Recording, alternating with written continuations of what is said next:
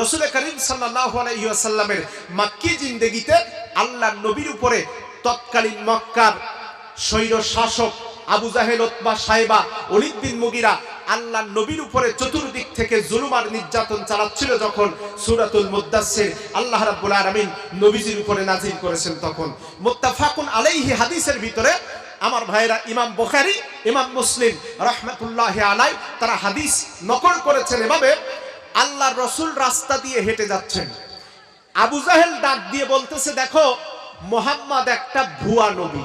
নাউজুবিল্লাহ বলবেন না? আরো জোরে বলেন, সকলে একসাথে বলেন।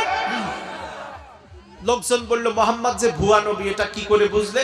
তখন আবু জাহেল যুক্তি দেখালো, দেখো মুহাম্মাদের আল্লাহ মুহাম্মাদের উপরে ক্ষেপে গিয়েছে, যার কারণে তার উপরে জিবরাইল আমিন আর আসে না, ওহীও নাজিল হয় না। এই কারণে মুহাম্মাদের আল্লাহ মুহাম্মাদের উপরে রাগ করে ওহী পাঠান না। মুহাম্মদ আসলেই একটা ভুয়া নবী, মুহাম্মদ একটা ভণ্ড লোক। জোরে বলেন নাউজুবিল্লাহ। এ কথা শোনার পরে আল্লাহ পাকের নবী খুব বিমর্ষ হয়ে গেলেন, রাস্তা দিয়ে হেঁটে আসতেছেন, মন খারাপ। হঠাৎ করে তাকিয়ে দেখেন আকাশের মাঝখানে একটা চেয়ারের উপরে জিবরাইল আমিন বসে আল্লাহ রসুলের দিকে তাকিয়েছেন। এমন সময় আল্লাহ পাকের নবী মন খারাপ করে বাড়িতে চলে গেলেন। আল্লাহ পাক ডাক দিলেন, রে জিবরাইল, আর করিস না দেরি, চলে যা তাড়াতাড়ি। আমার হাবিব নবী মুহাম্মদ রাসূলুল্লাহ সাল্লাল্লাহু আলাইহি ওয়াসাল্লাম মনে বড় আঘাত পেয়ে, কষ্ট পেয়ে ওই যে বাড়ির ভিতরে গিয়া কম্বলের নিচে ঘুমিয়ে পড়েছেন, চাদর আবৃত হয়ে, কম্বল আবৃত হয়ে। আমার নূর নবীকে, আমার হাবিব নবীকে সান্ত্বনা দেওয়ার জন্য সূরাতুল মুদ্দাসসিরটা একটুখানি নাজিল করে দাও।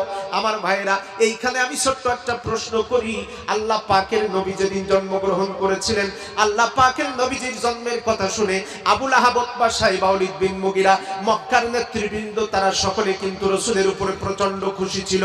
আল্লাহর নবী যেদিন জন্মগ্রহণ করেছেন, জন্মের আগের রাত্রিতে আমার ভাইরা সিরাতের কিতাবগুলি যতগুলি আমি নিজে পড়েছি, আর রাহিকুল মাকতুম লিখেছেন আল্লামা শফিউর রহমান মুবারকপুরি রহমাতুল্লাহ আলাইহি, সিরাতে ইবনে হিশাম, সিরাতে সরওয়ারে আলম, এভাবে করে যতগুলি সিরাতের কিতাব আছে আমার ভাইরা, সিরাতে মুস্তাফা আল্লামা ইদ্রিস কান্দরবী রহমাতুল্লাহ আলাইহি লিখেছেন। সম্মানিত ভাইরা, বিশ্ব নবীর জন্মের আগের দিন রাত্রিবেলা আল্লাহ রাসূলের আপন চাচা নাম হলো আবু লাহাব, রাসূলের চাচা আবু লাহাব বাড়ির ভিতরে প্রবেশ করে বিবিকে ডাক দিয়ে বললেন, বিবি রে, আমাদের বাড়িতে আমাদের দাসী সুয়াইবাকে কেন দেখি না, কোথায় গেছে? আল্লাহ নবীর চাচা আবু লাহাবের প্রশ্নের জবাবে স্ত্রী ডাক দিয়ে বলল, স্বামী, আপনার দাসী সন্ধ্যাবেলা সাজগোজ করে বাড়ি থেকে কোথায় বেরিয়ে গেছে বলতে পারলাম না আমি। এইবার আবু লাহাব একটা চাবুক নিয়ে বাড়ির কাছে বসে গেছে। উদ্দেশ্য হলো সকালবেলা বাড়ির ভিতরে যখন দাসী সুয়াইবা প্রবেশ করবে, সবার আগে এই চাবুক দিয়া তার পিঠের চামড়াগুলি তুলে নেবে, তারপরে তার কাছে কৈফিয়ত চাইবে সারা রাত কোথায় ছিল। সম্মানিত ভাইরা আমার, রাত যখন পার হয়ে সুবে সাদিক, সুবে কাজেম যখন পার হয়ে গেছে, এমন সময় দাসী সুয়াইবা তাড়াহুড়ো করে বাড়ির মধ্যে প্রবেশ করলো। বাড়ির ভিতরে প্রবেশ করবার সাথে সাথে আমার ভাইরা, এবার দাসী সুয়াইবাকে দেখে আবু লাহাব তাড়াতাড়ি বলল, দাসী রে, আমার কাছে চলে আয়, আর সারা রাত কার বাড়িতে দায়িত্ব পালন করেছো আমাকে কৈফিয়ত দাও। দাসী এবার ডাক দিয়ে বলল, সুয়াইবা ডাক দিয়ে বলল, ওগো মালিক, আপনার চেহারার দিকে তাকায়, আপনার চেহারার অবস্থার দিকে তাকায় আমার মনে হয় আপনি আমার উপরে প্রচন্ড ক্ষেপে গিয়েছেন, আপনি আমাকে পিটাবেন, আপনি চাবুক দিয়ে আমার পিঠের চামড়াগুলি লাল করে দিবেন। ওগো মালিক, তবে আজকে রাত্রিবেলা সারা রাত আমি কোনো খারাপ কাজের সাথে ছিলাম না, আমি একটা ভালো কাজের সাথে ছিলাম। ওগো মালিক, ওই ভালো কাজের কথা, ওই ভালো সুসংবাদটা যদি আপনাকে আমি দিতে পারি, আপনি আমাকে শাস্তি না দিয়ে উল্টা আপনি আমাকে পুরস্কার দান করতে পারেন। আবু লাহাব বলতেছে, কি এমন ভালো কাজ করেছো বলো তো দেখি। আবু লাহাবের এই প্রশ্নের জবাবে দাসী সুয়াইবা বলতেছে, মালিক, আজকে রাত্রিবেলা আপনার একজন ভাই ছিল আব্দুল্লাহ, 6 মাস আগে যে আব্দুল্লাহ মারা গেছে, তার একজন স্ত্রী আছে, নাম হলো আমিনা। আমিনার গর্ভ থেকে আজকে সকালবেলা সুবে সাদিকের সময় আপনাদেরকে আল্লাহ পাক একটা ভাইপো, একটা পুত্র সন্তান দান করেছেন। ওগো মালিক, আপনার ভাইপো, আপনাদের এই পুত্র সন্তান, আপনার ভাইপো জন্মগ্রহণ করবার সাথে সাথে আপনার বাবা খাজা আব্দুল মুত্তালিব আপনার ভাইপোর নাম রেখে দিয়েছে মুহাম্মদ বিন আব্দুল্লাহ। একটু জোরে বলেন সুবহানাল্লাহ। আমার ভাইরা, মুহাম্মদ বিন আব্দুল্লাহর জন্মের খবর শোনার সাথে সাথে আবু লাহাব ডাক দিয়ে বলল, সুয়াইবা, আমার ভাতিজা মুহাম্মদ বিন আব্দুল্লাহকে জন্মের খবরটা সবার আগে আমার কাছে তুমি দেওয়ার কারণে আমি তোমার উপরে এমন বেশি খুশি হলাম, আমি আজকে তোমাকে শাস্তি দেব না, বরং আমি তোমার জন্য আমার পক্ষ থেকে দামি পুরস্কার ঘোষণা করে দিলাম। এইবার সুয়াইবা বলতেছে, মালিক, মুহাম্মদ বিন আব্দুল্লাহর জন্মের খবর শুনে আপনি আমাকে পুরস্কারের ঘোষণা দিলেন, আপনি কি তার চেহারার বর্ণনা একটু শুনতে চান নাকি? সুবহানাল্লাহ বলে। যেই বলেছে মুহাম্মদ বিন আব্দুল্লাহ চেহারার গল্প একটু শুনতে চান নাকি, বর্ণনা একটু শুনতে চান নাকি, এটা বলবার সাথে সাথে এইবার আবু লাহাব বলতেছে, বলো মুহাম্মদ বিন আব্দুল্লাহ চেহারা কেমন? দাসী সুয়াইবা ডাক দিল,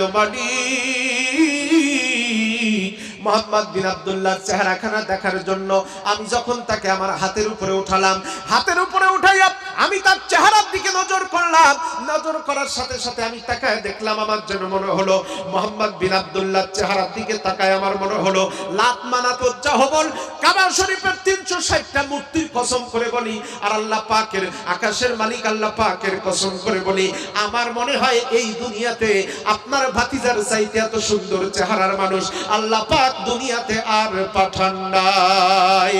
আকাশ হতে চাঁদ নেমেছে মা আমিনার কোলে, আধার রাতে উঠলো যেন চাঁদের চেরাগ জ্বলে, চাঁদের চেরাগ জ্বলে। গুলশানে আজ বুলবুলিরা গাইছে শিরিন কালাম, তামাম জাহান নবীর পায়ে পাঠায় লাখো সালাম, পাঠায় লাখো সালাম। আকাশ হতে চাঁদ নেমেছে মা আমিনার কোলে, আধার রাতে উঠলো যেন চাঁদের চেরাগ জ্বলে, চাঁদের চেরাগ জ্বলে। জোরে বলেন মারহাবা। সম্মানিত ভাইয়েরা আমার, বিশ্ব নবীদের জন্মের খবর শোনার পরে আবু লাহাব তার চেহারার বর্ণনা শোনার পরে এইবার দাসী সুয়াইবাকে ডাক দিয়ে বলল, দাসী সুয়াইবা, আমার কাজের লোকগুলিরে নিয়ে তাড়াতাড়ি করে মাঠের ভিতরে আমার যে ফসলের বাগা আছে সেখানে চলে যাও, আর যেখানে আমার পশুগুলি রাখা হয় সেখানে চলে যাও। ওই পশুপালের ভিতর থেকে সবচাইতে বড় বড় 3টা উট ধরে আনো। 3টা উট ধরে আনার পর ওই 3টা উট এবার আবু লাহাব নিজে হাতে জবাই করলো। জবাই করার পর লোকজন বলল, নেতাজি, 3টা উটের এত বেশি গোশত, 60 মনের উপরে গোশত হয়েছে, এতগুলি গোশত কি করব? এইবার আবু লাহাব ডাক দিয়ে বলল, মক্কাবাসী, আমার ভাতিজা মুহাম্মদ বিন আব্দুল্লাহর জন্মের খবরটা গোটা মক্কা শহরের সমস্ত জনগণের সামনে পৌঁছায় দাও, আর আমার ভাতিজা মুহাম্মদ বিন আব্দুল্লাহকে দেখার জন্য যারা আসবে আজকে তাদের সকলকে গণহারে দাওয়াত করিয়া আজকে দুপুরবেলা তাদের আমার বাড়িতে দাওয়াত খাওয়াইয়া দাও। জোরে বলেন সুবহানাল্লাহ। তাহলে রসুলের জন্মের খবর শুনে 3টা উট জবাই করলো যেই আবু লাহাব। আবু লাহাব রসুলের বাবা হয় না চাচা? আরো জোরে বলেন। রসুলের চাচা।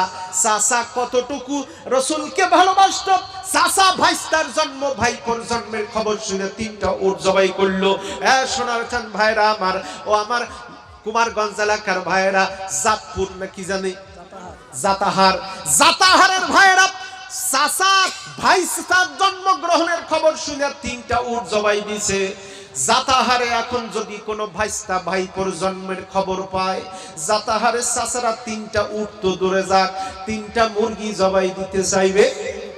আর ওজোর বলেন চাইবে না, বরং এমন চাচাও আছে একটু ব্রেন ভালো, লেখাপড়া জানে, এই সুযোগে ভাইস্তা ভাগ্নি, ভাইস্তা চাচি কি বলে, কি বলে, ভাইয়ের শেষে ভাগনা, মেয়ের ছেলে ভাগনা, ভাইয়ের ছেলে ভাইপো, তাদের জায়গা জমি পর্যন্ত ফাঁকি দিয়া জাল দলিল করে নিজের নামে লেখে নাই। এরকম চাচা, দাদা, নানা, এরকম মুরব্বী মাতব্বর হাজি এই এলাকায় মোটেও নেই। হ্যাঁ হ্যাঁ, আছে আছে আছে, কথা শেষ হওয়ার আগে বলতেছে আছে, তার মানে বোঝা গেল এই মাল সব জায়গায় থাকে। সম্মানিত ভাইরা, প্রিয় হাজরিন, একটু জিকির লা ইলাহা ওই চা না হলে তো হচ্ছে না, চিনি ছাড়া দেখেন তো একটু বলে।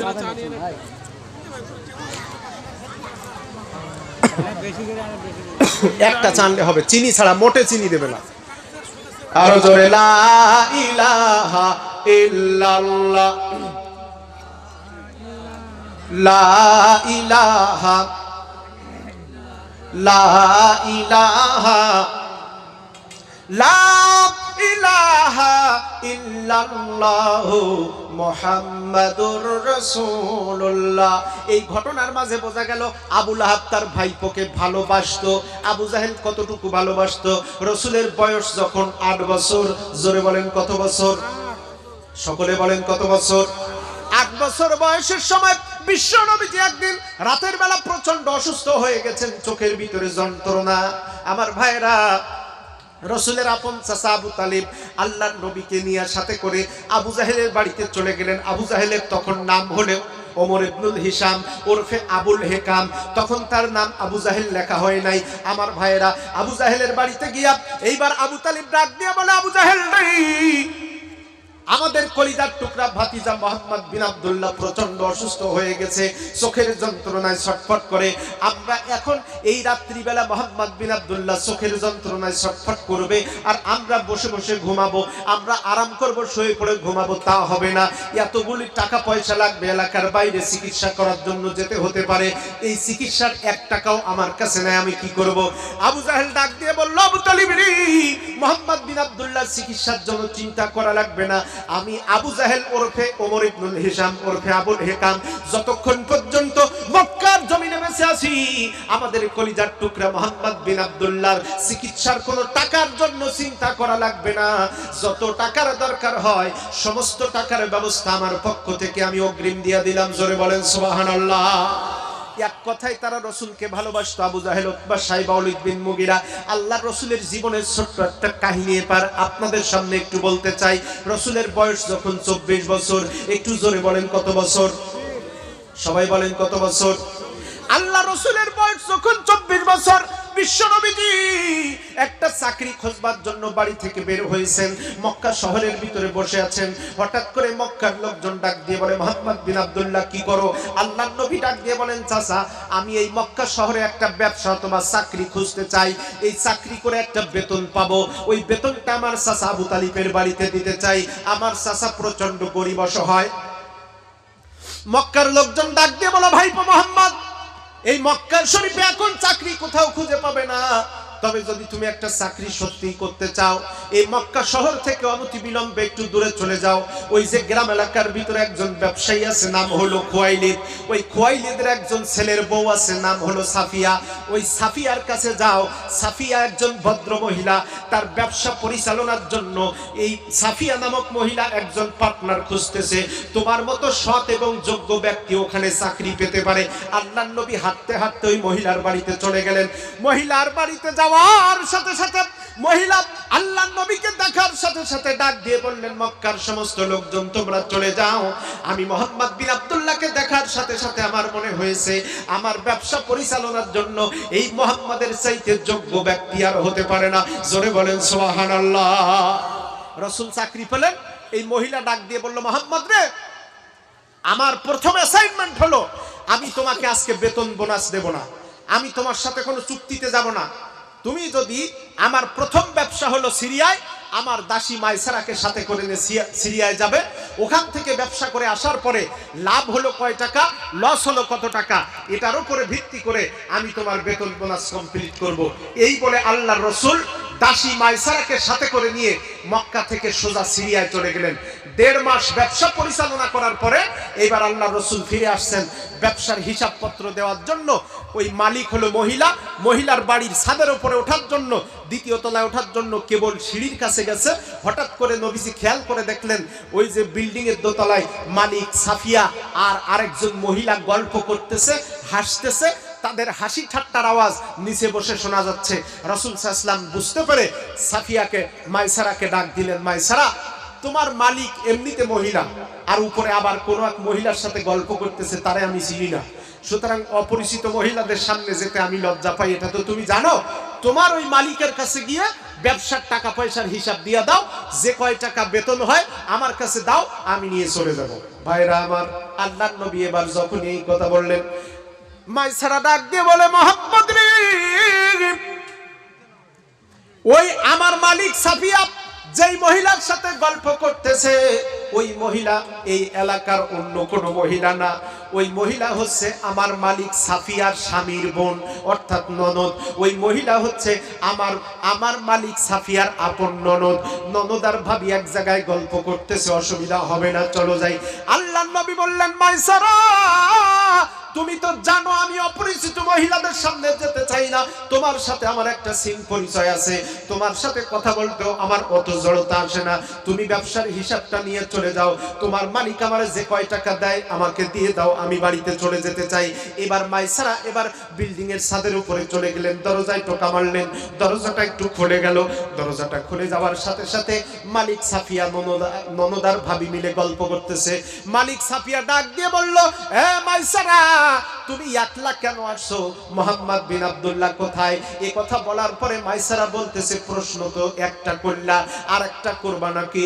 এইবার ভাব আমার ভাইয়েরা, দাসী মাইসারার প্রশ্নের জবাবে মালিক সাফিয়া তখন বলতেছে,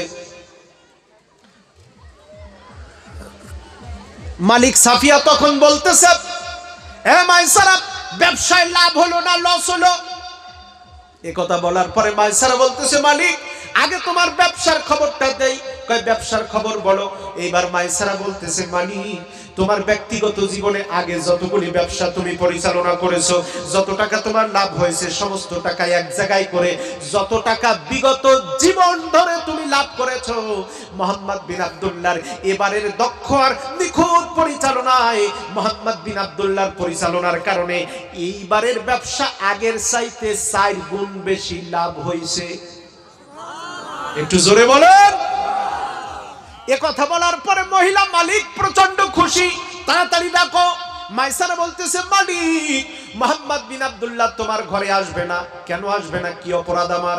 কয়, তোমার কোনো অপরাধ না, কিন্তু তুমি যে তোমার ননদকে নিয়া ভাবি আর ননদ মিলে আড্ডা দিচ্ছ, গল্প করতেছো, এই মোহাম্মদ একটা আজব চরিত্রের যুবক। এই যুবক মোহাম্মদ অপরিচিত মহিলাদের সামনে যেতে চায় না, লজ্জা পায়। এই মোহাম্মদ বিন আব্দুল্লাহ তোমার ঘরের ভিতরে তোমার ননদ বসে আছে, এই ননদের আওয়াজ আর তোমার আওয়াজ নিচে শোনা যায়, এই কারণে মোহাম্মদ বিন আব্দুল্লাহ উপরে আসতে চায় না। ননদ যে ব্যক্তি বসেছে ভাবি সাফিয়ার সাথে, মালিকের পাশে বসে তার যে ননদ গল্প করতেছে, ননদের নাম কিন্তু এখনো বলি নাই।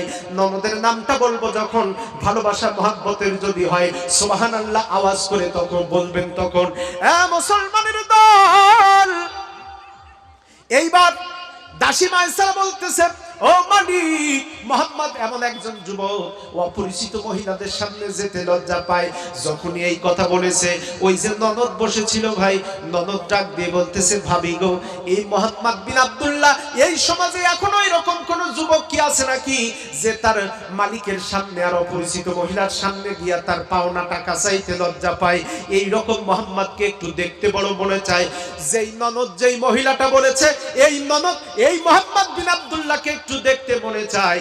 ওই ননদটা দুনিয়ার কোন সাধারণ মহিলা না, ওই ননদের নাম হচ্ছে উম্মুল মুমিনিন হযরতে খাদিজাতুল কুবরা রাদিয়াল্লাহু তাআলা আনহা। আর জোরে বলেন না সুবহানাল্লাহ। সবাই একসাথে জোরে সুবহানাল্লাহ না বললে এই ঘটনার সামনে আগাবো না। জোরে বলেন সুবহানাল্লাহ। আমার ভাইরা, সম্মানিত হাজিরিন, মাইকটা জনমের পয়জারিয়ে, যার কারণে ওয়াজ আমি খুব বেশি হার্ডলাইনে আজকে নিয়ে যাব না, তারপরও আপনাদের অন্তরে একটুখানি দাগ কাটার জন্য বলতেছি। সম্মানিত হাজিরিন, বাংলাদেশে ইন্ডিয়ার মাইক নিয়ে বাংলাদেশের মাহফিলগুলা ফাটাফাটি মাইক চলে, আর ইন্ডিয়ায় এসে দেখি এই দেশের কোম্পানি, এই দেশের সব, অথচ মাইক্রোফোনগুলি মনে হয় যেন মুখের ভিতরে খেয়ে ফেলতে হবে। বাংলাদেশের মাইক্রোফোন ইন্ডিয়া থেকে হাওলাত করে নিয়ে যায়, 1 বিঘে দূর থেকে কথা বললে কথার আওয়াজ যায়, দুপাশে 2টা বক্স থাকলে কথা বললে জনগণের কান মাথা ফাটে যায়, আর আপনাদের মাইকে কথা বললে আমাদের জমদুতে টানে ভাই। সম্মানিত ভাইরা আমার, খাদিজাতুল কুবরা, ওই যে ননদ বসে আছে, এইবার বলতেছে ভাবি মোহাম্মদ বিন আব্দুল্লাহর একটু দেখতে মনে চায়। এ কথা বলার সাথে সাথে ওই ভাবি বলতেছে আমিও তো সেই চিন্তায় আছি রে খাদিজা। খাদিজাকে হাত ধরে এভাবে টান দিয়ে বিল্ডিং এর কাছে এসে বলতেছে লোকাল ওই যে তাকায় দেখো, ওই যে তাকায় দেখো মোহাম্মদ বিন আব্দুল্লাহ জমিনের উপরে দাঁড়িয়ে আছে। ওই দিকে তাকানোর পরে খাদিজাতুল কুবরা বলেন জগৎবাসী মোহাম্মদ বিন আব্দুল্লাহকে যখন আমি দেখলাম পাও থেকে মাথা পর্যন্ত কয়েকবার দেখতে থাকলাম, আমি বড় অবাক হয়ে গেলাম। হায় রে, গোটা মক্কা শহরে প্রচন্ড তাপ, ভারত বাংলাদেশ পাকিস্তান এই এলাকায় শ্রীলঙ্কা এলাকায় তাপমাত্রা 40 ডিগ্রি, তাই আমরা রাস্তায় খালি পায়ে হাঁটতে পারি না। আমার ভাইয়েরা খাদিজাতুল কুবরা বলতেছেন মক্কার জমিনে 60 ডিগ্রি তাপমাত্রা, পুরা রাস্তাগুলি পাথরের রাস্তাগুলি উত্তপ্ত হয়ে আগুনের মতো হয়ে গেছে। আমি তাকায় দেখলাম মোহাম্মদ বিন আব্দুল্লাহ ওই পাথরের রাস্তার উপরে খালি পায়ে দাঁড়িয়ে আছে, তার চেহারায় কোনো ক্লান্তি নাই। আল্লাহু আকবার। চেহারার মধ্যে কোনো ক্লান্তি নাই।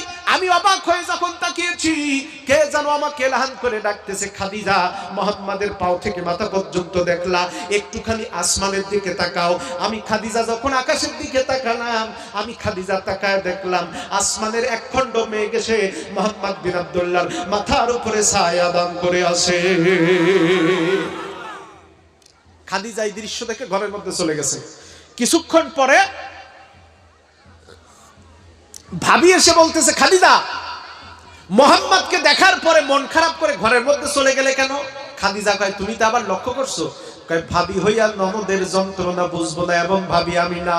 তা বলতেছে তাইলে যদি আমার যন্ত্রণা বুঝতে চাও, ভাবি আমার একটা দাবি তোমার কাছে, তোমার ওই কাজের তোমার ওই পার্টনার মোহাম্মদ বিন আব্দুল্লাহকে চাকরি থেকে ক্যান্সেল করে দাও, আর আমার ব্যবসা তোমার চাইতে অনেক বড়, আমার ব্যবসার ম্যানেজার হিসেবে মোহাম্মদ বিন আব্দুল্লাহকে নিয়োগ দিয়ে দাও। জোরে বলেন সুবহানাল্লাহ। এর আগে খাদিজার বিয়ে হয়েছে 2টা। জোরে বলেন কয়টা? আরো জোরে বলেন কয়টা? একটা বিয়া স্বামী 6 বছর পরে মারা গেছে, আর একটা স্বামী 3 মাস পরে মারা গেছে। মোট 2 স্বামী মারা গেছে। ইতিহাস লিখতেছে 2 স্বামী কোটিপতি ছিল। ওই 2 স্বামী মারা যাওয়ার সময় যত টাকা পয়সা ছিল, কয় খাদিজা তোমার মতো ভালো মানুষ আমাদের জীবনে দেখি নাই। প্রথম স্বামী মারা যাওয়ার সময় তার টাকাও সব খাদিজার কাছে দিল। দ্বিতীয় স্বামী মারা যাওয়ার সময় সমস্ত টাকা খাদিজার কাছে দিয়ে বলতেছে মানুষের জন্য খেদমতের কাজ করো। এই বলে 2টা স্বামী মারা গেছে। কোটি কোটি টাকার মালিক এখন খাদিজা। আবার বাপের কাছ থেকে অনেক বড় সম্পত্তি পাইছে। এখন দেখা গেল পৈতৃক সূত্রে বাপের কাছ থেকে টাকা পয়সা পাইয়া এখন মক্কা শহরের সবচেয়ে বড় ব্যবসায়ী, বড় টাকাওয়ালার নাম খাদিজা। জোরে বলেন সুবহানাল্লাহ। আরো জোরে বলেন সুবহানাল্লাহ। শেষ পর্যন্ত এবার দেখা গেল স্বামী মারা গেছে কয়টা? আরো জোরে বলেন। 2টা স্বামী মারা গেছে। এখন মক্কার লোকজন গণহারে খাদিজারে বিয়ের প্রস্তাব দিচ্ছে, কারণ খাদিজা দেখতে শুনতে ভালো, চরিত্রও ভালো, জ্ঞানেও ভালো, আবার সবচেয়ে বেশি টাকারও মালিক। এখন আমার ভাইয়েরা এই টাকার লোভে পড়ে যখন 2টো স্বামী মারা গেছে, তখন এলাকার লোকজন মনে করতেছে যে যা বাদে টিকিটের মতো গড়ে সবাই বিয়ের প্রস্তাব দিচ্ছে। ইতিহাসের ভিতরে এবং সিরাত ইবনে হিশামের ভিতরে একটুখানি আসছে। শেষ পর্যন্ত একদিন সন্ধ্যাবেলা আবু জাহেল সেও একজন ঘটক পাঠালো। খাদিজা বলতেছে আব্বা আজকের এই ঘটকটা কে পাঠিয়েছে? তার বাবা বলতেছে আবু জাহেল পাঠিয়েছে। খাদিজা কয় আব্বা আমার বিয়ের প্রস্তাবে যখন আবু জাহেলের মতো চাচা বুড়ো টাইপের লোক আসতেছে, আমি খাদিজা আজকে ওয়াদা করলাম আমি খাদিজা জীবনে আর বিয়া করব না। এভাবে মোট 9 বছর, টোটাল 39 বছর পার হয়ে আজকে রসুলের বয়স 24, খাদিজার বয়স 39 বছর। রসুল সাল্লাল্লাহু আলাইহি ওয়াসাল্লামকে দেখে খাদিজা মন খারাপ করলেন। এইবার যখন রসুলকে নিয়ে তিনি নিজে ব্যবসা শুরু করলেন, 1 বছর পার হয়ে যাওয়ার পরে আল্লাহর রসুলের চরিত্রে চলাফেরায় পছন্দ করে খাদিজা নিজেই রসুলকে বিয়ের প্রস্তাব দিলেন। জোরে বলেন সুবহানাল্লাহ। বিয়ে হয়ে গেল।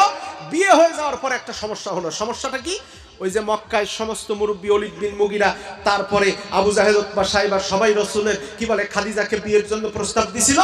ওদের কাছে যখন খবর গেছে যে যা তোমরা যেই খাদিজারে বিয়ে করার জন্য প্রস্তাব দিছো 9 বছর ধরে, সেই খাদিজা শেষ পর্যন্ত তোমাদের ভাইপো ইয়াতিম, টাকা পয়সা নেই যার, গরিব মিসকিন মোহাম্মদ বিন আব্দুল্লাহর সাথে বিয়ে করছে। যেরকম সুবহানাল্লাহ। তো ওরা তখন বলতেছে খাদিজা মোহাম্মদের বিয়ে করছে, খাদিজার জীবন ধ্বংস হয়ে গেছে। রসুল এই কথা শুনতে পেলেন। 25 বছর বয়সের নবী বাড়িতে চলে গেলেন। যাওয়ার পরে খাদিজাতুল কুবরা ডাক দেন, স্বামী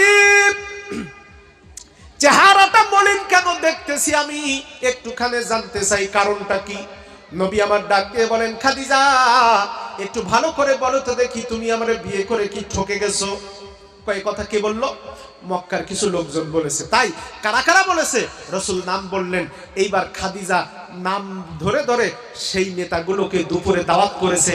ওরা মোসে সর্ষের তেল মাখতে মাখতে আসছে, মনে করছে দুপুরবেলা খাদিজার বাড়িতে বউ ভাত খাবো, এই চিন্তা করে বাড়িতে আসছে। দাওয়াত সব এক জায়গায় বসে আছে, সামনে খাবার, খেতে যাবে। এমন সময় খাদিজা বের হয়ে বলতেছে, আমার প্রশ্নের জবাব না দিয়া কেউ খেতে পারবে না। সুবহানাল্লাহ বলেন। আবু জাহেল ডাক দিয়ে বলে, খাদিজা তোমার আবার কিসের প্রশ্ন? খাদিজা বলল, দেখো তোমরা নাকি বলেছো আমার স্বামী মোহাম্মদ বিন আব্দুল্লাহরে বিয়ে করে আমি নাকি জনমের মতো ঠকে গেছি। ওগো মক্কাবাসী নেতারা, আমি আজকে তোমাদেরকে আমার স্বামী মোহাম্মদ বিন আব্দুল্লাহ আর আমার বিয়া সম্পর্কে প্রশ্ন করব 5টা। কিভাবে আমি আমার মোহাম্মদকে, আমার স্বামী মোহাম্মদ বিন আব্দুল্লাহরে বিয়া কইরা আমি ঠকে গেলাম না জিতে গেলাম, এইটা প্রমাণ করার জন্য আমি এখন তোমাদেরকে যেই 5টা প্রশ্ন করব, ইতিহাস ঐতিহ্য আর আমার স্বামীর জীবনী থেকে এই 5টা প্রশ্নের উত্তর যদি আমার স্বামী মোহাম্মদ বিন আব্দুল্লাহর পক্ষে আর আমার পক্ষে হয়, আজকে নাকে খত দিয়া বলে যেতে হবে মোহাম্মদ বিন আব্দুল্লাহরে বিয়ে করে আমি ঠকে গেলাম না জিতে গেলাম। এভাবে করে খাদিজাতুল কুবরা নেতাগুলোর কাছে প্রশ্ন করলেন 5টা। জোরে বলেন কয়টা? আরো জোরে সবাই বলেন। ওই যে পিছন থেকে সকলে একসাথে, সামনে পিছন থেকে একসাথে মিলে বলেন, প্রশ্ন জানো কয়টা? এই 5টা প্রশ্ন শোনার দরকার আছে না নাই? আছে? আরো জোরে বলেন, আছে? 5টা প্রশ্ন খাদিজাতুল কুবরা 5টা প্রশ্ন কি করে করলেন, আর এই 5টা প্রশ্নের জবাবে তারা উত্তরটা কি দিল, এই ছোট্ট ঘটনাটা মোনাজাতের আগে বলবো ইনশাআল্লাহ। আরো জোরে বলেন ইনশাআল্লাহ। এবার বলেন, প্রশ্ন জানো কয়টা? জোর হলো না, সবাই মিলে আরো আস্তে জোরে বলেন কয়টা? সবাই বলেন কয়টা? আচ্ছা, এই 5টা প্রশ্ন অবশ্যই আমি বলবো, তার আগে আসুন এবার আলোচনার ভিতরে নতুন করে চলে যেতে যাই। সূরাতুল মুদ্দাসসিরের শানে নুজুলটা বলেছিলাম। এইবার সূরাতুল মুদ্দাসসিরের ভিতরে আমার আল্লাহ পাক কি বক্তব্য দিয়েছেন। আল্লাহ পাক ডাক দিয়ে বলেন, নবী আপনার কোরআনের দাওয়াত শুনে মক্কার আবু জাহেল, উতবা, শাইবা, ওলীদ বিন মুগীরা আপনার উপরে দাওয়াতটা, আপনার কোরআনের দাওয়াত পেয়ে তারা নাখোশ হয়ে গিয়েছে। আমি আপনাকে কষ্ট দিতে চাই না। ওগো নবীজি, আমি আপনাকে সান্ত্বনা দিয়ে বললাম, কুল্লু নাফসিন বিমা কাসাবাত রহিনা। ওগো নবীজি, আপনি আপনার দাওয়াতি কাজ করেন, আপনার দাওয়াতি কাজ কেউ মানলো অথবা না মানলো এটা নিয়ে চিন্তিত হওয়ার কোনো কারণ নাই। কুল্লু নাফসিন বিমা কাসাবাত রহিনা। আমি আল্লাহ তাআলা বললাম, এই দুনিয়াতে যে যেমন লোক, যে যেমন দুনিয়াতে আমল করবে, আমি আল্লাহ পাক কিয়ামতের দিন তার সেই রকম ফলাফল দান করব। জোরে কোন সুবহানাল্লাহ। কুল্লু নাফসিন বিমা কাসাবাত রহিনা। দুনিয়াতে যে যেমন আমল করবে আমি আল্লাহ তাকে ঠিক তেমন ফলাফল দান করব। ইল্লা আসহাবাল ইয়ামিন, তবে ডাইনপন্থী যারা হবে তারা জান্নাতে যাবে। জোরে বলেন সুবহানাল্লাহ। ডাইনপন্থী যারা হবে তারা সবাই জান্নাতে যাবে। আহা হা, মাহফিলের প্যান্ডেলে বসে সিগারেট ধরাইছে। ওহ কি সুবহানাল্লাহ গো, এই মানুষের কমন সেন্স আছে। ও আচ্ছা আচ্ছা, তারপর প্যান্ডেলে বসে এই কাজ করে কেউ? আল্লাহ। সম্মানিত হাজিরিন, আমার রাগ করতেছেন আপনারা? ও মাঝে মধ্যে এরকম দুটো একটা ঘটনা হয় আনন্দ দেওয়ার জন্য। অসুবিধা হচ্ছে আপনাদের? প্রশ্ন জানো কয়টা? আরো জোরে বলেন কয়টা? সবাই মিলে বলেন কয়টা? 5টা প্রশ্ন। আমার ভাইরা, এইবার আল্লাহ রাব্বুল আলামিন ডাক দিয়ে বলতেছেন, নবী ইল্লা আসহাবাল ইয়ামিন, যারা ডাইনপন্থী হবে ফি জান্নাত, তারা সবাই জান্নাতের মধ্যে প্রবেশ করবে। সুবহানাল্লাহ বলে। তাহলে যারা ডাইনপন্থী হবে জান্নাতি, তারা সকলে জান্নাতের ভিতরে প্রবেশ করবে।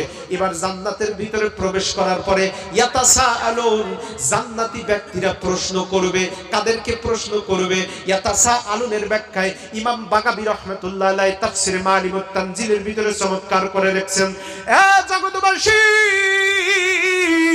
জাহান্নামে যাওয়ার পরে জাহান্নামের জনগণের উপরে আল্লাহ পাকের ফেরেশতারা যখন গণহারে পিটান দেবে, এই মাইর সহ্য না করতে পেরে ওরা তখন জান্নাতের ব্যক্তিদেরকে ডাক দিয়ে বলবে, ইয়া আহলুল জান্নাহ, হে জান্নাতীরা, তোমরা কি আমাদের দিকে একটু তাকাও না? তোমরা কি আমাদের কষ্ট জানো না? এই জাহান্নামের ভিতরে আমাদের কত আযাব হয়, কত কষ্ট হয়, তোমরা কি দেখতে পাও না?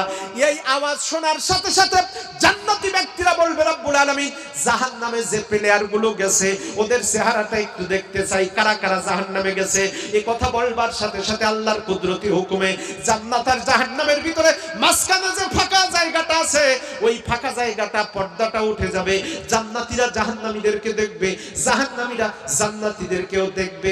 এইবার জান্নাতীরা তাকায় তাকায় দেখবে, হায় রে, এলাকার বড় বড় নেতা, এলাকার বড় বড় পঞ্চায়েত, এলাকার বড় বড় মাতব্বর, বড় বড় হুজুর সব জাহান্নামের ভিতরে ঢুকে গেছে। এরা তখন প্রশ্ন করবে, মা সালাকাকুম ফি সাকার, তোমরা জাহান্নামে কেন আসছো? জাহান্নামে আসার কারণটা কি? তখন ওরা বলবে, জাহান্নামে আসার জন্য আমাদের 4টা ভুল হয়েছে। কয়টা? আরো জোরে সবাই মিলে বলেন, কয়টা? 4টা। ওদিকে প্রশ্ন জানো কয়টা? আরো জোরে। এই 5টা প্রশ্ন মনে রাখবেন আমার ভাইরা। জাহান্নামীরা ডাক দিয়ে বললেন, হে জান্নাতীরা, এই দুনিয়ায় আমরা 4টা ভুল কাজ করেছিলাম, 4টা ভুল কাজের কারণে আমরা জাহান্নামে আসছি। 1 নাম্বার ভুল হলো, ক্বালু লাম নাকু মিনাল মুসাল্লিন।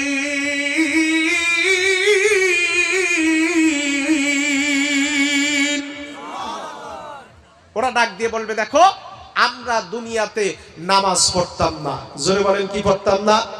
আরো জোরে বলেন, কি পড়তাম না? নামাজ পড়তাম না। তাহলে নামাজ না পড়ার কারণে তারা যদি জাহান্নামে যায়, আজকে এই জাতাহনগর না কি জাতাহারের মুসলমান এনারা যদি আমরা নামাজ না পড়ি, জান্নাতে যেতে পারবো? আরো জোরে বলেন, আরো জোরে বলেন। এবার যদি এই প্যান্ডেলে যারা বসে আছে তাদেরকে বলি, আজকে সারা দিনে 5 ওয়াক্ত নামাজ কে পড়েছেন? একটু হাত তোলেন। 5 জন লোকও খুঁজে, আলহামদুলিল্লাহ, হাত তোলেন তো। মাশাআল্লাহ, মাশাআল্লাহ, আলহামদুলিল্লাহ, অনেক লোক আছে। নারায়ে তাকবীর। এইবার আল্লাহ পাক বলছেন, ওরা বলবে, ক্বালু লাম নাকু মিনাল মুসাল্লিন, আমরা জাহান্নামে আসছি, দুনিয়াতে নামাজ পড়তাম না। জোরে বলেন, কি পড়তাম না? নামাজ পড়তাম না। তাহলে বোঝা গেল যে মুসলমান জাতাহারে বাড়ি হোক, সাফানগর বাড়ি হোক, কুমারগঞ্জ থানায় বাড়ি হোক, হিলিতে বাড়ি হোক, দক্ষিণ দিনাজপুরে হোক, মক্কায় হোক, বাংলায় হোক, নামাজ না পড়লে মুসলমান জান্নাতে যেতে পারবে? আরো জোরে বলেন, পারবে? জান্নাতে যেতে পারবে না। তাহলে আমরা এখানে যারা উপস্থিত আছি, রাসূল বলেছেন, মান তারাকা সালাতান মুতাআম্মিদান ফাকাদ কাফারা, যে ব্যক্তি নামাজ পড়বে না, নামাজ ছেড়ে দেবে, সে ব্যক্তি কাফেরের মতো হবে। বাইনাল আবদি ওয়া বাইনাল কুফরি তারকুস সালাহ, একজন অমুসলিম আর মুসলিমের ভিতরে পার্থক্য হলো, মুসলমান আযান শুনে নামাজ পড়তে যায়, কিন্তু ও মুসলিম আযান শুনে নামাজ পড়তে যাবে না। তাহলে বোঝা গেল যে মুসলমানের বাচ্চা, মুসলমানের সন্তান হইয়া দোকানে বসে চা খায়, এরপরে আড্ডা মারে, মসজিদে আযান হয়েছে, নামাজ পড়তে যায় না, নামে আদমশুমারিতে, গণশুমারিতে তার নাম মুসলমান থাকলেও আল্লাহর আদালতে, আল্লাহর খাতায় সে মুসলমান না। কথা বলেন, কথা বলেন, আরো জোর বলেন, ঠিক কিনা? তা আজকে থেকে 5 ওয়াক্ত নামাজ পড়বেন কারা? 2 হাত তোলেন তারা। নারায়ে তাকবীর। আচ্ছা, আগামীকাল সকালবেলা যখন এই মসজিদ থেকে মুয়াজ্জিন ঘোষণা করবে আল্লাহর পক্ষ থেকে, আসসালাতু খায়রুম মিনান নাওম,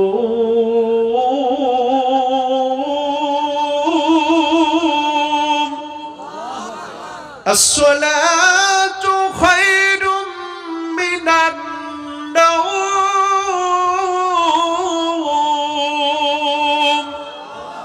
এইবার ওই অবস্থায় ঠান্ডা একটু বেশি পড়েছে, কম্বল বলতেছে বাইরে প্রচুর ঠান্ডা, এই ঠান্ডায় বাইরে যাওয়ার দরকার নেই, আমার কাছে জড়াইয়া শুয়ে থাক।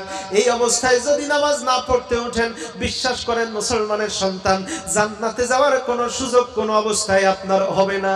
তাহলে নামাজ 5 ওয়াক্ত পড়ার দরকার আছে না নাই? আমার ভাইরা আপনাদের এই দেশে এই এলাকায় সাফানগর, আমার ভাইরা কুমারগঞ্জ দক্ষিণ দিনাজপুরে আছে কিনা জানি না, তবে আসামে আর ত্রিপুরায় দেখেছি, পশ্চিমবঙ্গের ওই দিকে কয়েকটা জেলার ভিতরে দেখেছি। আর আমার বাংলাদেশে তো এরকম ফাজিল আছে যারা তাদের এমন কিছু পীরের দরবার আছে, নামাজ তো পড়ে না, ওরা বলে পাঞ্জেগানা নামাজ লাগবে না, নামাজের মতো নামাজ নাকি একবার পড়লে হয়। আমি বলি তোর খাওয়ার মতো জীবনে একবার খাইলেই তো হয়, বাকি দিন তোর খাওয়ার লাগে না। এ মুসলমান, ওরা আবার গান গায়, কয় পানির তলে বাতি জ্বলে ঝড় বাতাসেও নেভে না, পানির তলে বাতি জ্বলে ঝড় বাতাসেও থামে না, খাজা বাবার মুরিদ হলে নামাজ রোজা লাগে না, টুনটুনা টুনটুন আছে। আরো জোরে বলেন আছে। ইয়ং জেনারেশন যারা অ্যান্ড্রয়েড ফোন চালায় তারা ভালো জানে।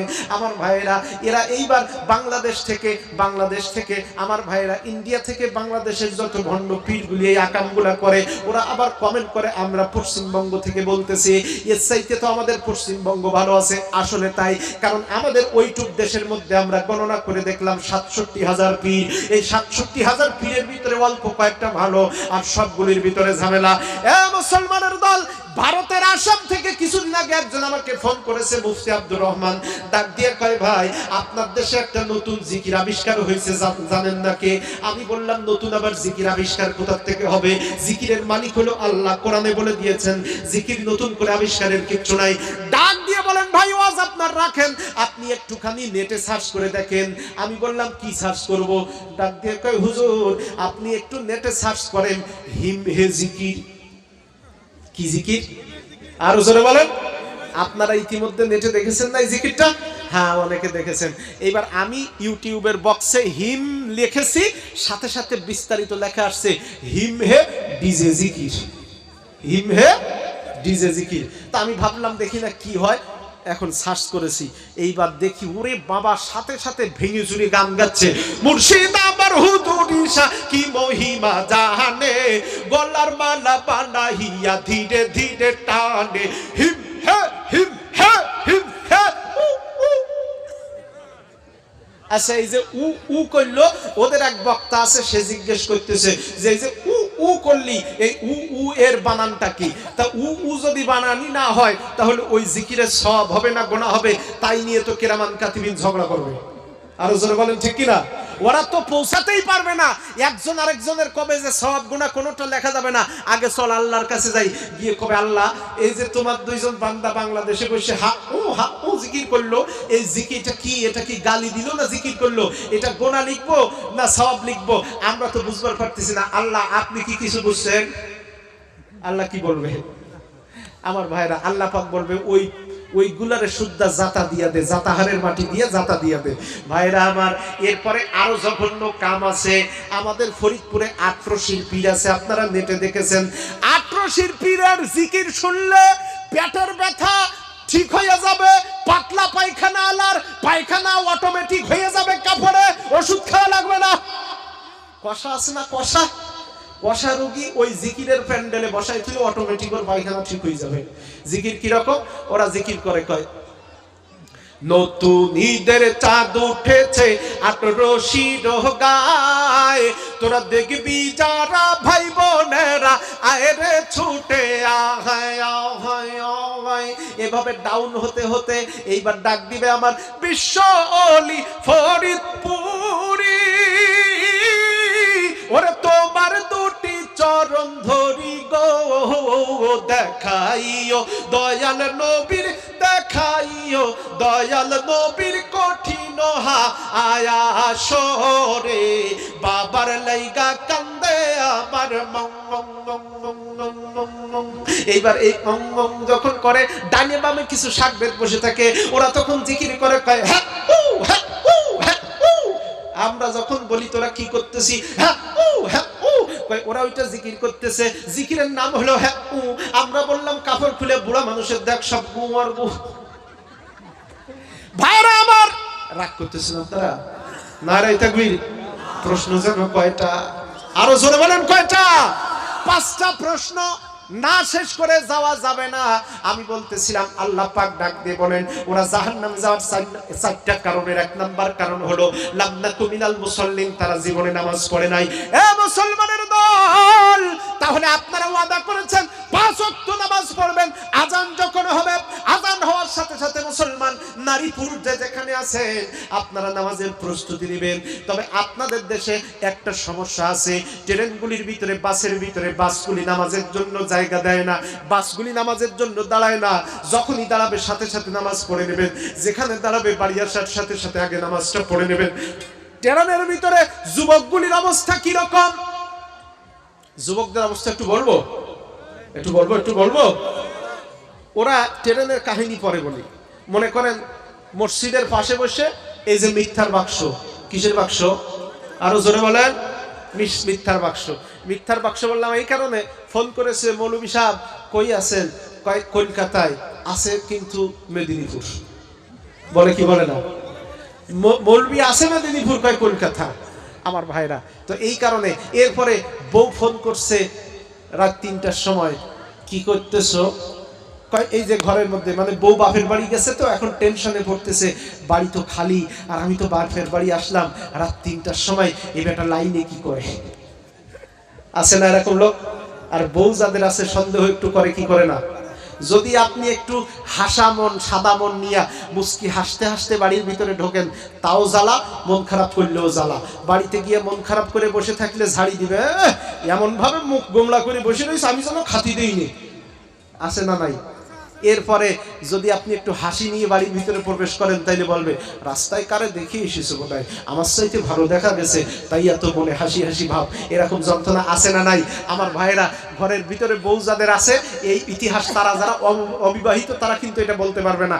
আমার ভাইরা, আমাদের দেশের এক কবি সুন্দর করে লিখেছে, এই শীতের দিনে, মানে কবি মানুষ তো, ফেসবুকে পোস্ট করেছে, কয় শীতের দিনে তোমার কাছে ফুল চাইনি হে প্রিয়, সময় করে ভাজা ফুলকপি পাঠাইয়া দিও। যেই এই কবিতা ফেসবুকে লিখেছে, লেখার সাথে সাথে বউ গিয়ে অফিসে হাজির, বলতেছে জীবনের তরে ফুলকপি খাইসনি? ও বলতেছে আমি ফুলকপি খাইনি মানে? ভালো করে বল, তোর জীবনে কেউ ফুলকপি দেয় না, আমি তোরে ফুলকপি খাওয়াই না? ফুলকপি এত কিছু বাদ থাকতে ফেসবুকে ফুলকপি নিয়ে তুই কবিতা লিখলি কেন? আর ফুল চাইলি কেন? আর কত ফুলকপি খাইছিস? কতজন তোরে ফুলকপি দিছে? আমার আগে কত ফুলকপি খাইছিস? আমার ফুলকপি খাইয়ে তোর হজম হয় না? এভাবে 100টা প্রশ্ন করলো। লোকটা বলতেছে আল্লাহ, আমি লিখলাম কি উদ্দেশ্যে, রোমান্টিক ভাব নিয়ে ফেসবুকে, আর আজকে আমার জীবনটা আমার বউ একা ফুলকপি ময় করে তুললো। এরপরে কিছুক্ষণ পর দেখলো অফিসে বসে বউ চা বানায় দিল, সাথে ফুলকপি ভাজার বড়া দিল। সন্ধ্যাবেলা বাড়িতে গেছে, দেখে ফুলকপি ঝোল, ফুলকপি দিয়া ডাল, ফুলকপি দিয়া মাংস। সকালবেলা উঠে দেখে ফুলকপির ভাজি, ফুলকপির সবজি। লোকটা এবার বলতেছে আল্লাহর হস্তে বউ তুইও মাফ কর, ফুলকপি আমার জীবন থেকে দূর করে দে। এরকম ডাকাত টাইপের কিছু বউ এই কিছু মানুষের ঘরে আছে না নাই? হ্যাঁ, যারা এই যন্ত্রণায় আছে তারা বলেছে আছে। ভাই, বউয়ের ওই যে শোনেন, বউ কিন্তু একটা আশ্চর্যজনক ভয়ঙ্কর সৃষ্টি। আল্লাহর এই পৃথিবীতে যত সুন্দর সৃষ্টি আছে, সব সৃষ্টির ভিতরে অন্যতম সুন্দর সৃষ্টি হচ্ছে বউ। তবে শুধু সুন্দর না, আমি নাম দিয়েছি বউ হইল পৃথিবীর অন্যতম ভয়ঙ্কর সুন্দর সৃষ্টি। আমার ভাইরা, আমার এক দোস্ত আছে শরীয়তপুর বাড়ি, তো এই দোস্ত একদিন বলতেছে কি, দোস্তরে আমার একটু আরবিতে, আমারে আর আমার বউরে আরবিতে একটু কথা বলা শিখাই দিবি? তা আমি বললাম আরবিতে কথা বলে কি করবি, তুই তো জীবনে নামাজ পড়িস না ঠিক মতো। কয় নামাজ কালামের সাথে না, অন্য কারণ। তা আমি বললাম কি কারণ? কয় তুই তো বিয়ে করিসনি, তোর কাছে বলতে চাচ্ছি না, তুই আবার ওয়াজ নসিহত শুরু করেছিস, এই কথা সামনে বলবি, মানিজ্জত থাকবে না। আমি বললাম না বললে তোরে শিখাবো না। এবার আমি বললাম তো তোর এই আরবিতে কথা বলা শেখার দরকার কি? কয় তুই তো জানিস নে, আমি তো লাভ ম্যারেজ করেছি, প্রেম করে বিয়ে করেছি, আর এই বউ যখন ঘরে আনছি, বাড়ির লোকজন এমনিতেই একটু অরাজি ছিল, আশপাশের লোকজন দাওয়াত খাইতে পারে নাই, তাই আমার উপরে রাগ। এখন আমার এই প্রেমের ভূত এ যখন মাথা গরম হয়ে যায়, ও যখন কলকাতার চ্যানেল চালায় দেয়, মানে বকা শুরু করে, আমার সাথে ঝগড়া বাঁধে, বাড়ির পাশের লোকজন তখন হাতে তালি দেয়, বলে ওরা স্বামী স্ত্রী ঝগড়া করতেছে। তা আমি বললাম ভালো কথা, স্বামী স্ত্রী থাকলেই না ঝগড়া হবে, কম বেশি সব জায়গায় হয়, তো ঝগড়ার সাথে তোর আরবিতে কথা বলার শেখার দরকার কি? বলতেছে দোস্ত রে, এই জায়গায় আসল কেরামতে। আমি বললাম কি হয়েছে? আমার আর আমার বউরে যখন আরবিতে তুই কথা বলা শিখাই দিবি, ওই দিনতে যখনই ঝগড়া শুরু হবে, আমার বউরে আগের থেকে শিখানো থাকবে, ঝগড়া শুরু হওয়ার সাথে সাথে আমরা সমস্ত ঝগড়া আরবিতে কষবো, বা পাশের লোকজন বলবে ওরা সবাই দোয়া দুরূদ করতেছে। কত বড় ডিজিটাল ফাজিল গো আমার ভাইরা। এই ডাইন পাশে মা বোনেরা আছে না, ওনারা মনে মনে বলতেছে এইবার হুজুর এই লোকের পিছনে লাগলো কেন, কি সমস্যা? না, বউ যাদের আছে, স্বামী স্ত্রী মিল মহব্বত বজায় রাখবেন, না হলে কিন্তু যন্ত্রণা আছে। আমার ভাইরা, আমাদের বাংলাদেশের ছোট্ট একটা গল্প বলবো। এক স্বামী আর স্ত্রী, এটা আপনার উত্তরবঙ্গে আমাদের সাউথ ব্লকে দিনাজপুরে বাড়ি। স্বামী আর স্ত্রী দুইজন ঝগড়া করেছে, 3 দিন কেউ কারোর সাথে কথা বলে না। কয়দিন? 3 দিন কেউ কারোর সাথে কথা বলে না। এই অবস্থায় 3 দিন যখন পার হয়ে গেছে, বাড়িতে রান্না বান্নাও হয় না, আর মহিলারা দেখবেন ঝগড়া বাঁধলেই আগে রান্নার খোঁটা দেয়, আছে না নাই? আমার ভাইরা রান্নাও করে না, স্বামী খায় হোটেলে, আর স্ত্রী পাশের বাড়ির ওই যারা আছে তাদের থেকে খাইয়াটাই কোনো মতে 3 দিন পার হয়ে গেছে। 4র্থ দিন সন্ধ্যাবেলা, যেমন এখন এই যে প্রচন্ড ঠান্ডা, এই ঠান্ডার সময় আমাদের দেশের কিছু রসম আছে, যুবক ছেলে পেলে, এরপরে বৃদ্ধ নারী পুরুষ সবাই মিলে আগুনে খেয়ারে, যে কি কয় এটারে, খেয়ারের ভিতরে মেস দিয়ে আগুন ধরাইয়া ওরা আগুনের উপরে বসে হাত পোহায়, গরমের উপভোগ করে। আপনাদের দেশেও কি করে? আরো জোরে বলেন, করে? আমার ভাইরা, এখন সন্ধ্যাবেলা বাড়িতে কেউ নাই, ছেলে মেয়ে সব বাইরে লেখাপড়া করে, স্বামী আর স্ত্রী 3 দিন ধরে গন্ডগোল, কেউ কারোর সাথে কথা বলে না। স্বামী মনে মনে বলতেছে যে ঠান্ডার ভিতরে তো জমে গেলাম, কি করি এখন? আমার মতো এরকম মশান মেরে একটা চেয়ারে বসে সামনে কিছু খেড়ে আগুন ধরাইয়া এইবার মনে মনে চিন্তা করতেছে, অতীত ভবিষ্যৎ সকল চিন্তা করতে করতে 4র্থ আসমান পর্যন্ত পেরায় চলে গেছে। এইভাবে হাত দুইটা আগুনের উপরে। তো স্ত্রী যখন দেখলো স্বামী খেয়ার এক জায়গায় করে আগুন ধরাচ্ছে, স্ত্রীও কিছু খেয়ার এক জায়গায় করে স্বামীর সোজা অপোজিটে বসে, পিঁড়ির উপরে বসে আগুন ধরাইয়া সেও কেবল আগুনে হাত দিতে যাবে। এমন সময় তাকায় দেখে ওই যে স্বামী চেয়ারে বসে হাত এরকম করে আগুনের উপরে দিয়েছে, নিচের থেকে খেড়ের আগুন বেয়ে একটা খেড়ের আগুন স্বামীর লুঙ্গি শরীফে ধরেছে। কোথায় ধরেছে? আরো জোরে বলেন, কোথায়? আপনাদের লুঙ্গি নাই না? ওই অবস্থায় আসছেন? আছে তো। কিসে ধরছে? লুঙ্গিতে ধরছে। এখন স্বামীর লুঙ্গিতে যখন আগুন ধরছে, স্বামী তো আর দেখতে পায় নাই, কারণ স্বামী চেয়ারে বসে হাত এরকম করে দিয়ে আরেক দিক তাকায় রয়েছে। তাহলে এই দৃশ্য দেখছে কে? আরো জোরে বলেন। এইবার আর বউয়ের নাম সহজে বলতেছে না, আস্তে আস্তে কাছে বউ। জোরে বলেন, কে দেখছে? আরো জোরে বলেন। বউ দেখছে। বউ যখন দেখলো যে খেড়বে আগুন মোটামুটি লুঙ্গিতে আধা বিঘা উঠে গেছে, এইবার বউ মনে মনে ভাবতেছে, 3 দিন ধরে তো আমি এমনি এই বেটার সাথে কথা কই না, এখন এই যে আগুন ধরা শুরু করলো, এখন যদি আমি আগে বলি তাহলে তো আমার প্রেস্টিজ নষ্ট হইল। আবার যদি আগুন ধরেছে কথা স্বামীকে না জানাই, আর লুঙ্গিতে আগুন যে পজিশনে লাগছে, তো ও উঠতে উঠতে যদি পড়া যায়, তো পুড়লে যা সর্বনাশ হবে তা তো আমারই হবে। বুঝেছেন তো? বউ চিন্তা ভাবনা করে বলতেছে, স্বামীও বাঁচান লাগে, আবার আমার মানিজ্যত বাঁচান লাগে, তাইলে স্বামীর সাথে কথা বলবে না। বউ তখন একটা ডাইনামিক সিস্টেম পদ্ধতি অবলম্বন করলো। আমি কি পদ্ধতিটা বলবো? আরো জোরে বলুন।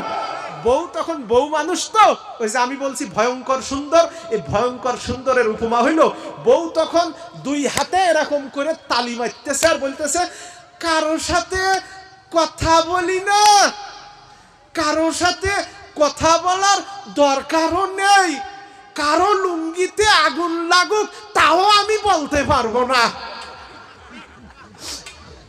স্বামী কি আর বুঝতে বাকি আছে? হ্যাঁ মুসলমান বলেন, বুঝতে বাকি আছে? স্বামী তাড়াতাড়ি আস্তে করে যখন ওই বউ যখন ওই সুর তুলেছে, কারোর সাথে কথা বলি না, তখন স্বামী বুঝতেছে কোনো একটা কাহিনী ঘটছে। স্বামী নিজে তাকায় দেখে লুঙ্গিতে প্রায় এক হাত পুড়িয়ে গেছে। স্বামী তাড়াতাড়ি লুঙ্গি খুলে ধুয়ে পুকুরের ভিতরে ঝাঁপ দিয়ে এবারের মতো জীবন রক্ষা করল। সুতরাং স্বামী স্ত্রীতে ঝগড়া বেশি দিন রাখা যাবে? আরো জোরে বলেন, যাবে? যাবে? যাবে না। আমার ভাইয়েরা, সম্মানিত হাজিরিন, স্যাক্রিফাইস একজন করবেন। যখন দেখবেন স্বামী আজকে 100 হয়ে গেছে, স্ত্রী তখন একটুখানি লো স্টাইলে যাবেন, ব্রেক কমায় দিবেন, ব্রেক দিয়ে দিবেন, গিয়ার কমায় দিবেন। আর স্বামী যখন দেখবেন স্ত্রীর আসলে আজকে ভুল করেছি বা যে কোনো কারণে মাথা গরম, তাহলে আপনি একটু লো গিয়ারে যাবেন। এরপরে বুঝায় তাকে তার ভুলটা ধরাই দিবেন, লজ্জা পাবে, ভুলটা ধরতে পারবে, নিজে আপনার বুকের উপরে বলবে হ্যাঁ ভুল হয়ে গিয়েছিল, গোপনে ধরাই দিয়েছেন, খুশি হয়েছি। আমার ভাইরা, স্বামীরা প্রকাশ্যে, স্ত্রীরা প্রকাশ্যে কোনোদিন স্বামীর কাছে হার মানতে চায়। এই বউদের ব্যাপারে একদিন বিস্তারিত ওয়াজ করবো, আজকে আর সময় নাই।